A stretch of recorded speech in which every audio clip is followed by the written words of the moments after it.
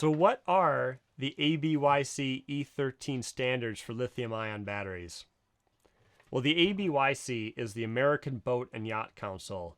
It's a member organization that sets voluntary safety standards for recreational vessels. These are a voluntary set of standards, but most insurance companies look to their guidance when approving policies, so they're very important to follow. And they also are designed to keep boats and vessel operators safe, so they're a very good set of standards to follow. Also note that these standards are also the minimum at which you can design a system. It's never a bad idea to exceed them and produce a system that is safer than what's described or required by ABYC standards. So the standards cover all lithium batteries that are installed on a boat. And they state that 1, you must install the battery to manufacturer instructions. The battery must have SAE, IEC, or UL testing certifications, which this rules out most Chinese or knockoff batteries. The batteries must be restrained very securely with no or little to no movement. These batteries must use a battery management system to protect the batteries and keep them working within their safety envelope. It requires warning of an impending shutdown condition through either a visual or audible alarm.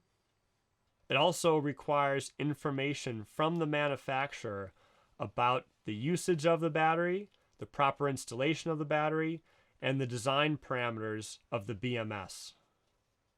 So this point is very critical because you have to know how the BMS is going to react. So if you know the parameters it's going to cut off at, you can design the rest of your system to work within that envelope to prevent any unwanted BMS shutdowns. And finally, the standards recommend alternative power sources for critical systems aboard the vessel. So given these new set of standards by ABYC for lithium-ion batteries, Battleborn Battery has come out with a new series of batteries featuring Dragonfly intelligence. And these new series of batteries internally record and wirelessly transmit all the operating parameters of this battery.